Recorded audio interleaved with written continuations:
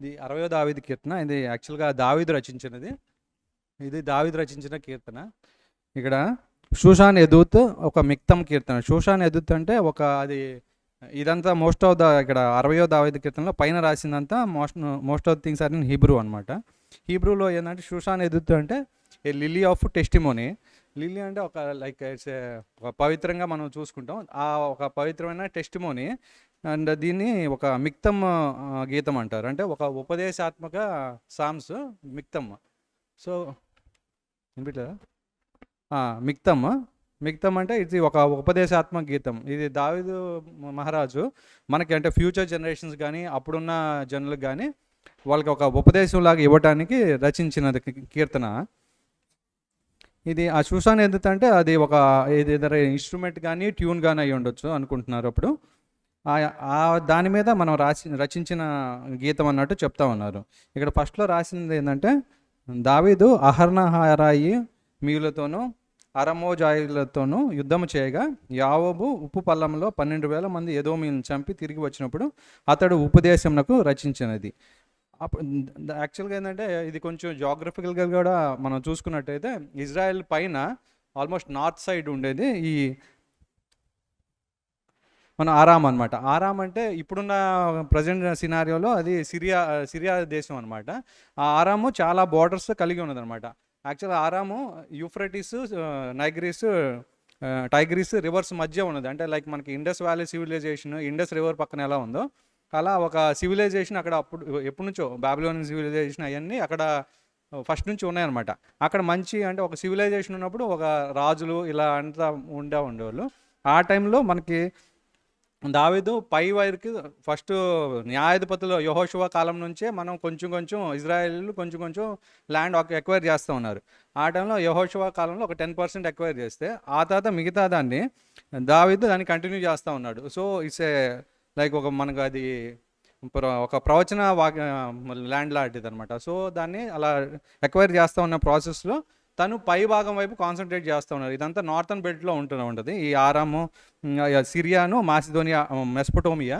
So ఆ టైంలో ఆయన కాన్సన్ట్రేట్ చేస్తూ ఉంటే కింద మనకి యావోబు ఉప్పు పొలంలో 12,000 మంది ఎదోమీయులు ఉన్నారు. ఈ ఎదోమీయులు ఎవరంటే ఏసేవు సంతానం అనమాట. యాకోబు ఏసేవుల్లో ఏసేవు సంతానం. సో వాళ్ళని ఎదోమీయులు అంటే రెడ్నెస్కి గుర్తు అనమాట. వీళ్ళందరూ యాక్చువల్గా వాళ్ళు మన కిన్స్ లాంటి వాళ్ళు, ఇజ్రాయెల్ కిన్స్ లాంటి వాళ్ళే. బట్ స్టిల్ వాళ్ళు అప్పటి నుంచే ఒక విరోధులుగా తయారైపోయి ఎప్పుడు ఇజ్రాయెల్కి ఒక పక్కలో బల్యంలాగా సౌత్లో ఉంటారు, వాళ్ళ కింద వైపు ఉంటారు. బట్ దావీదు ఆ టైంలో నార్త్ బెల్ట్లో యుద్ధాలు చేస్తూ ఉన్నాడు. ఆ టైంలో వీళ్ళు సౌత్ నుంచి అటాక్ చేస్తూ ఉంటారు. అటాక్ చేసినప్పుడు యావోబు వాళ్ళందరినీ ఆల్మోస్ట్ 12,000 మందిని చంపినట్లు చూస్తాం. ఇది మళ్ళీ దానికి 2 శామ్యుయల్ 8 చాప్టర్లో ఉంటుంది, మళ్ళీ 2 శామ్యుయల్ 10th చాప్టర్లో ఉంటుంది. కాకపోతే కొన్నిసార్లు 12,000 అని, కొన్నిసార్లు 18,000 అని ఉన్నాయి. సో కాంటెక్స్ట్ వైజ్ మనం చూడాల్సింది ఏంటంటే ఒక చాలా జన సమూహాన్ని చంపారు. ఈ యావోబు చంపిన అది మనకు యావోబు యాక్చువల్లీ ఒక సైన్యాధిపతి. మన డేవిడ్ టైంలో అతను సైన్యాధిపతి అనమాట. సో పైనుంచి ఒక దండులాగా పైనుంచి ఒక ఫోర్స్ ఏమో నార్త్ బెల్ట్లో అటాక్ చేస్తూ ఉంది. కింద నుంచి యావోబు మొత్తం సైన్యాధికారికంగా కింద నుంచి అటాక్ చూసుకుంటూ ఉన్నాడు. ఆ ఎదోమీయులు వాళ్ళు కింద నుంచి వచ్చి ఆ సదర్న్ పార్ట్ని వాళ్ళు ఎక్వైర్ చేద్దామని చూసినప్పుడు అప్పుడు ఎదోమీయులు అందరినీ హతమారుస్తారు అనమాట. ఆ టైంలో ఇలా ఎందుకు జరుగుతుంది అని దేవునితో మాట్లాడుతున్న టైంలో ఇంకా దావీదు ఫస్ట్ దేవుడు నాకు విరోధంగా ఉన్నాడు కొంచెం అన్న ఆలోచన నుంచి పుట్టిన ఇది సామ్స్ అనమాట. సో దీన్ని బేసిక్గా 2 సెక్షన్గా డివైడ్ చేసుకోవచ్చు. ఫస్ట్ హాఫ్లో వచ్చేలేకే అది ఒక లామెంటేషన్ లాగా ఉంటుంది. అంటే తను ఒక బాధతో దేవా మమ్మల్ని ఎందుకు చేయి విడిచావు అని చెప్పి ఉంటుంది అనమాట. అది చిన్నగా దేవుడి మీద నేను సపోర్ట్ తీసుకుంటే నేను ఏమైనా చేయగలను అని ఒక కాన్ఫిడెన్స్తో కూడిన వర్సెస్ మనకి ఎదురుపడతా ఉంటాయి అనమాట. సో ఫస్ట్ 3 వర్సెస్ చూస్తే ఒక ప్యూర్గా ఇంకా దేవుడు మమ్మల్ని విడనాడాడు, అందుకనే నేను అటు పైన యుద్ధం చేస్తూ ఉన్నాను, still at the same time నాకు వెనక నుంచి ఇంకొక యుద్ధం వచ్చింది అని చెప్పి చెప్తా ఉన్నాను అనమాట. అక్కడ దేవా మమ్మల్ని ఎందుకు విడనాడావు ఇవన్నీ అలా రాస్తూ ఉంటారు. మేము త్రూలునట్టు మద్యము మాకు త్రాగించితివి అని అంటే ఇట్స్ స్టేట్ ఆఫ్ కన్ఫ్యూజన్ అనమాట. అంటే మామూలు తాగి ఉన్నప్పుడు ఎలా ఉంటుంది అంటే ఒక స్టేట్ ఆఫ్ కన్ఫ్యూజన్లో ఉండేది. సో ఆ టైంలో ఇంత కన్ఫ్యూజన్ నాకు ఎందుకు క్రియేట్ చేసావు అని చెప్పి దేవుడితో చెప్తా ఉంటాను అనమాట. So at the same time మనం అది మన డైలీ లైఫ్ చేసుకుంటామంటే మనకి ఏమన్నా వస్తున్నాయి అంటే something is going wrong with మనకి గాడ్తో ఉన్న రిలేషన్లో ఏదో తప్పు జరుగుతుంది అని మనం అర్థం చేసుకోవాలన్నమాట. ఇక్కడ మోర్ దెన్ అంటే ఆ యుద్ధాలు గెలవటం ఓడిపోవటం కంటే దావీదు most of the time he's concentrating on how he's getting disconnected with God అనమాట. అంటే దేవుడు తనని విడనాడాడు, ఎందుకు నన్ను దేవుడు ఇలా వదిలేశాడు, ఇలా అన్ని వైపుల నుంచి ఎందుకు అటాక్ జరుగుతుందని చెప్పి మోర్ దాన్ వార్స్ తనకి ఆ డిస్కనెక్ట్ మీద కాన్సన్ట్రేట్ చేసి ఇలా మనం కూడా ఇలా దేవుడితో డిస్కనెక్ట్ అయినప్పుడు 4th వచనంలో చెప్తూ ఉంటాడు, సత్యం నిమిత్తం ఎత్తుపట్టుకై నీ అందు భయభక్తులు గల వారికి నీవు ఒక ధ్వజముగా నిచ్చి ఉన్నావు. అంటే నువ్వు ఒక సాలిడ్, ఒక రాక్ లాగా, ఒక స్టాండర్డ్ సపోర్ట్ లాగా మాకు ఉన్నావు తండ్రి. సో మాకు ఇలాంటి ఒక కన్ఫ్యూజ్ స్టేట్లోంచి నువ్వు మమ్మల్ని కాపాడి మమ్మల్ని నీ యొక్క ఒక రాక్ సాలిడ్గా మమ్మల్ని ముందుకు నడిపించని చెప్పేసి ఇంకా ఆ ట్రాన్సిషన్ ఫేస్ చెప్తాడు. సో ఫస్ట్ 3 వర్సెస్కి వచ్చేలాగా ఒక లామెంటేషన్ ఉంటుంది.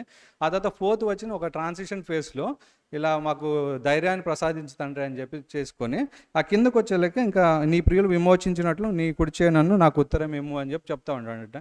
ఇంకా అప్పటి నుంచి నేను గాడ్ మీద రిలై అవుతాను, గాడ్ రిలై అవుతే నాకు ఎన్నో భాగ్యాలు ఇస్తారు, ఎన్నో నాకు అన్నీ తన పక్కన ఉన్న చుట్టుపక్కల టెరిటరీస్ చాలా మెన్షన్ చేస్తానమాట. ఇక్కడ 6th వర్స్ నుంచి సుక్కోతు లోయ అని, గిలాదు లోయ, మనుష్య, ఎఫ్రాయిము, ఇవన్నీ యాక్చువల్గా ఏంటంటే కింద ఇజ్రాయెల్కి డెడ్ సీ పక్కనే ఉంటుంది. ఆ డెడ్ సీకి చుట్టుపక్కల ఉన్న కొన్ని లెఫ్ట్ సైడ్ ఉంటాయి, కొన్ని రైట్ సైడ్ ఉంటాయి. ఇవన్నీ ఆల్మోస్ట్ షెకెము, ఎఫ్రాయిము, గిలాదు ఇలాంటివి అని చెప్పేసి ఆ చుట్టుపక్కల ఉన్నాయి అనమాట. అవన్నిటిని ఈ మోర్ దాన్ హిస్టరీ ఇక్కడ జాగ్రఫికల్ కూడా దేవుడు ఇజ్రాయెల్ని ఒక తను ఇష్టమైన ల్యాండ్ అనమాట. సో ఆ చుట్టుపక్కల ఇదంతా జాగ్రఫికల్ కన్సర్న్ కూడా చెప్తూ ఉంటారు అనమాట. అవన్నీ డెడ్ సీకి చుట్టుపక్కల ఉన్న ఏరియాస్, వాటిని దేవుడు అలా నాకు అప్పగిస్తాడు అని చెప్పి ఒక కాన్ఫిడెన్స్తో చెప్తా ఉన్నాడు అనమాట. ఇంకా చివరికి వచ్చేళ్ళకి దేవా నీవు 10th వర్స్కి వచ్చేలకే, దేవా నీవు మమ్మల్ని విడనాడి ఉన్నావు కదా, దేవా మా సేనలతో కూడా నీవు బయలుదేరుట మాని ఉన్నావు కదా. సో దేవా ఎందుకు ఇలా వదిలేసావు మమ్మల్ని అని చెప్పి, మనుషుల సహాయం వ్యర్థము, శత్రువులు జయించుటకు మాకు సహాయము దయచేయము.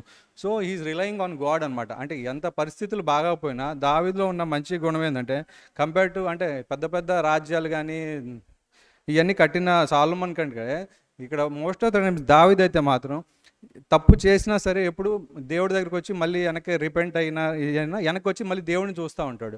సో ఇక్కడ కూడా తను ఎలా మనకి ఎలా చెప్తున్నాడంటే మనకి తప్పు జరగవచ్చు, but when you just go back and rely on God, మనకి everything will be in prosperity అనమాట. అలా లాస్ట్లో ఎలా చేస్తానంటే, దేవుని వల్ల నేను శూర కార్యములు జరిగించేదను, మా శత్రువు అనగదొక్కువాడు ఆయనే.